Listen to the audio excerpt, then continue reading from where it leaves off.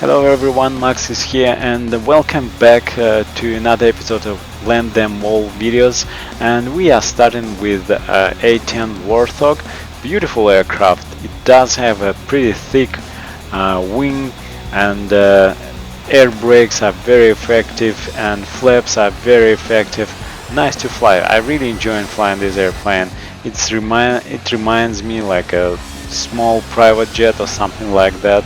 The turbofan engines located at the same position, and it's kind of interesting to fly. And well, it's on the top of its electronics. I mean, you can use it in all kind of missions you need to. But this aircraft, look at this angle of attack.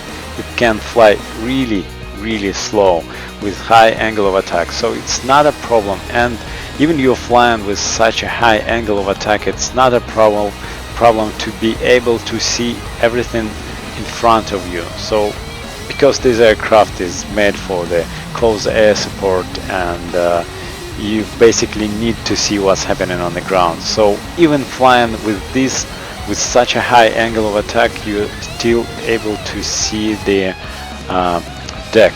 And so while we're flying pretty slow, we're gonna be able to stop. Not a problem at all. So pretty nice landing, like this aircraft. Well, the shape, it's a bit weird from when you starting with this one, and after that you like it more and more. So like this one, good one, good model also. Now we're in the cockpit of Su-25 Frogfoot.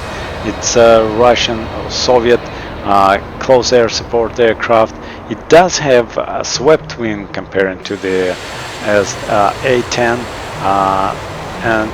but it's still, because it's supposed to be flying at the slow speed, it does have flaps and good air brakes. We're gonna be using everything, but there is no chance for us to stop the thing with these brakes on the aircraft carrier. And also I was unable to have a aircraft carrier, and that's why I'm using the Admiral Kuznetsov instead of it. But this aircraft does have a drag chute, so we're gonna be using that one to be able to stop on the deck. What's interesting, so this aircraft is flying much faster than the A-10, and because of the shape of the wing and etc. And also it's not that stable, so you have to be aware about high area, and when you get in closer to high area, you have to add a lot of power to be able to fly with this speed. Editing some more power, you are picking up some speed, so it's kind of not that stable as A-10, but still fun to fly. And this model, I think it's one of the first modeled in DCS, which this model has a like real life calculated physics, not just a table with the speed and everything. So it's kind of good old model. It's not high fidelity. It doesn't have a clickable cockpit. So, but anyway, model is good, and you get in this model free of charge, just downloading the DCS World from the web. I've got two buddies of mine. They flew. They also pilots. They flew Su-25 in Army, and they are pretty positive about this aircraft. So we're getting closer to the deck.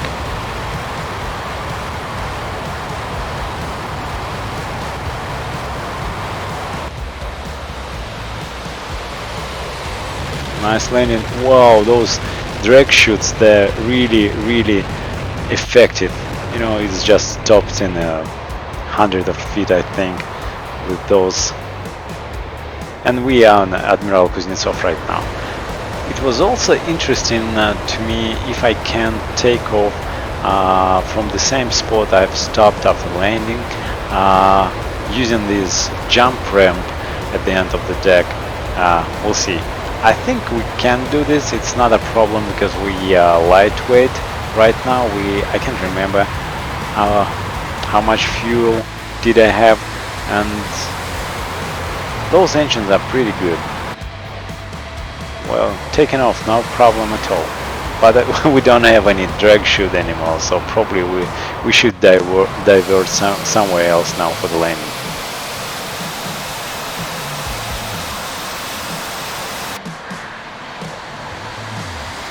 And now we're in the cockpit of F-14B. I do really like the model of this aircraft. It's absolutely stunning. The only thing is, when you fly in this one, all the track you have record, they are broken. If you're trying to replay them and take out the external views from this, you can't actually do it. The airplane doing something completely different. It's not even trying to land the deck, it's flying somewhere else. But anyway, sorry about that. You're gonna be seeing this picture out of my VR directly. So we are pretty close, so we are putting our air brakes out and landing gears down. We're not gonna be using hook, obviously. Yeah, and by the way, sorry, you don't have any sound of the aircraft right now. I was recording it directly while flying from the VR and explaining everything, but you know, I don't know why, but I can't hear the sound right now. So I'm putting the sound overlay with my voice over it right now. And as I told you, I put my landing gears down, speed brakes down, and what I've did right now, I've just put the spoilers brake or entire skid into the spoilers brakes only position. We don't want to use the entire skid because we're not going to be saving our tires. We want to stop you know, as soon as possible. So the thing is, when you're making a normal approach with this airplane, you have to be flying around 14.5 or 15 units of AAA. They are not degrees, and I will try to fly a bit slower than that, to have maybe 18 degrees of AAA during the approach, maybe 17. I will try my best to get as higher AAA as I can. I really like this VDI, this green screen shows where the sky, where the ground, and the way it's like arcade from the 80s. It's like the ground, or you know, any surface. It's it has some spots moving on you. It's kind of old-fashioned synthetic vision. It's actually helps a lot when you're in a IMC.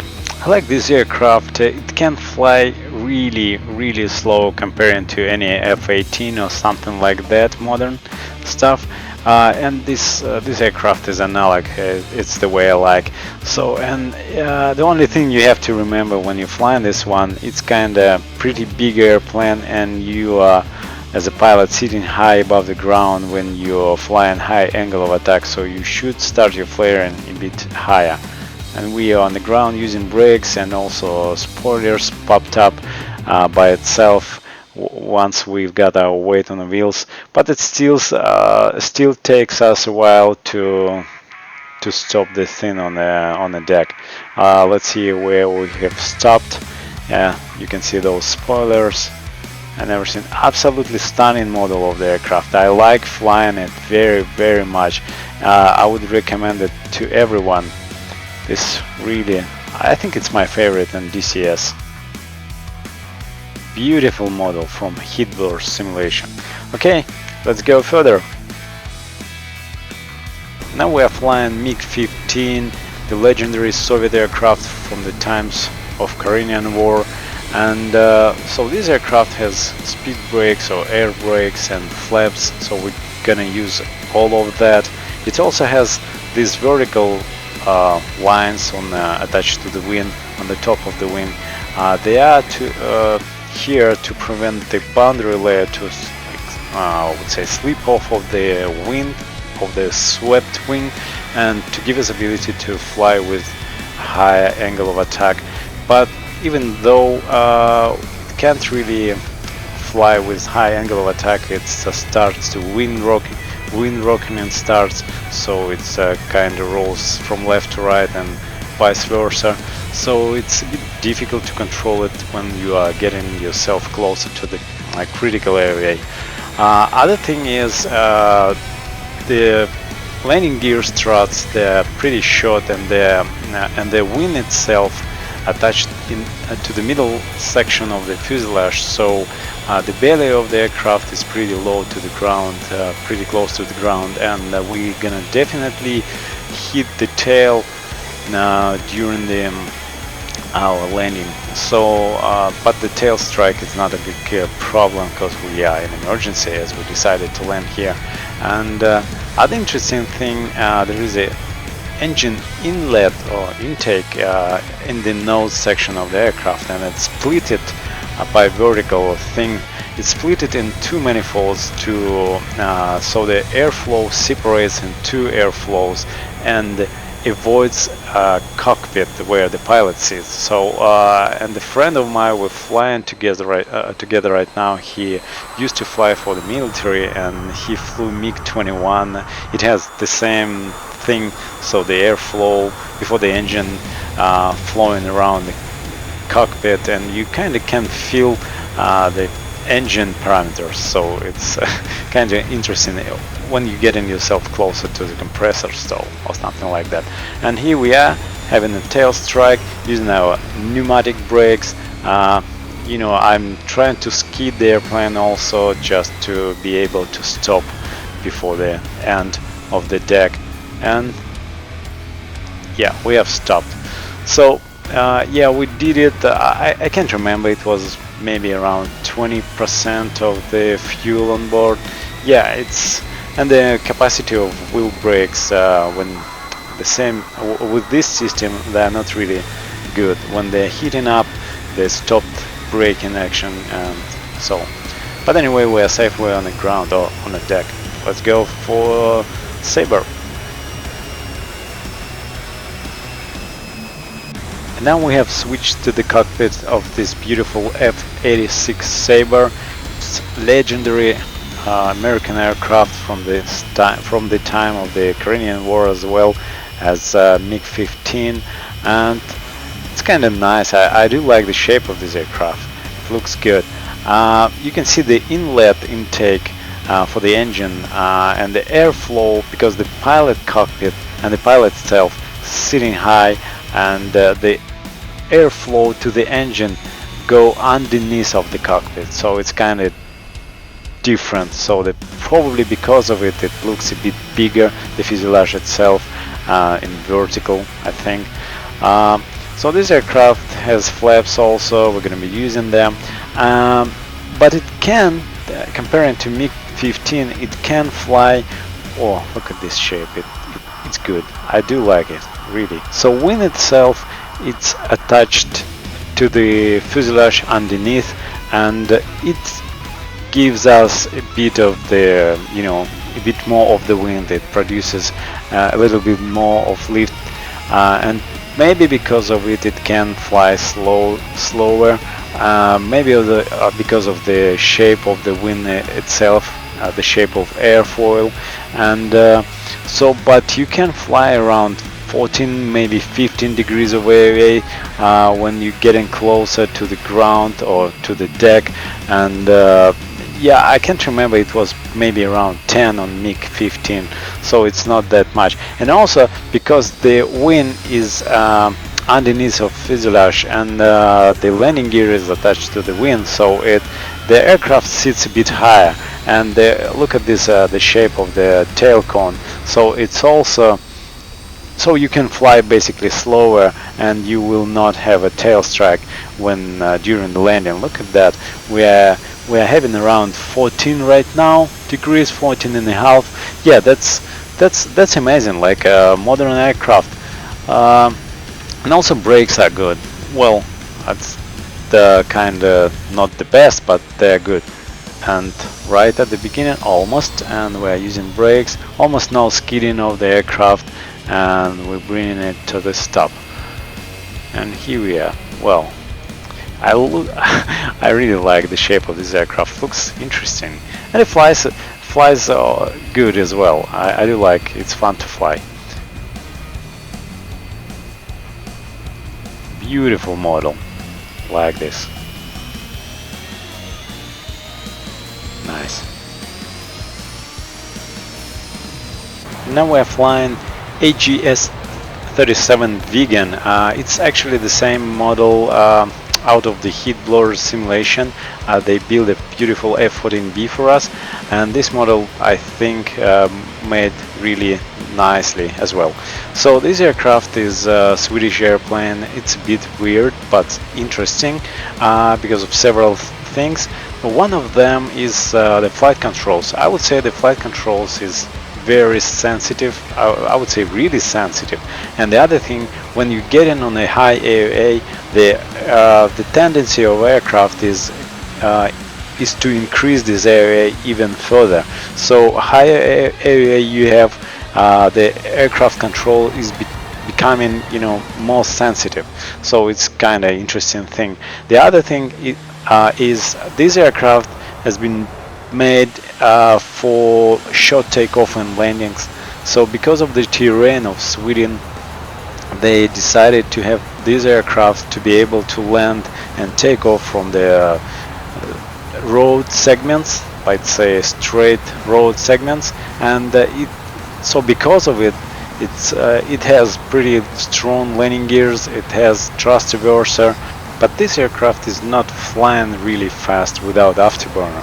The thing is, it has a Pratt Whitney engine, the civil engine just rebuilt or redesigned, and the afterburner chamber, combustion chamber has been added after the engine itself and after the fan bypass also. So this chamber, it's actually producing the main military thrust, and without using it, it's kind of flying really slow and climbing really slow. I don't think I would be able to use full advantage of this thrust reverser here because it needs time to deploy, and only when the weight on the wheel sensors are triggered.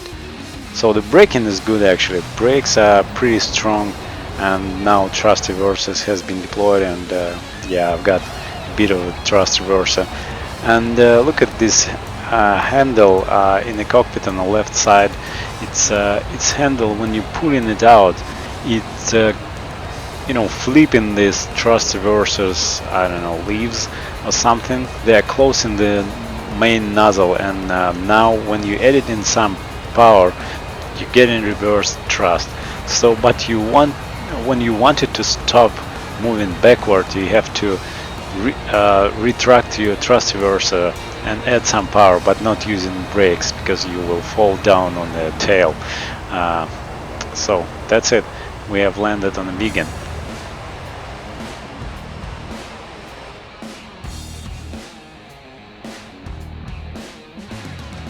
So there is only one aircraft left in my collection in DCS. It's F-16. Well, I was trying my best to land a thin aircraft carrier. It does have a hook, but it's not implemented yet, as I think, because it's nothing is working when I put the handle down. So anyway, the aircraft flies very fast, and it's difficult to fly really slow because throttle is too sensitive and the aircraft picking up a lot of speed.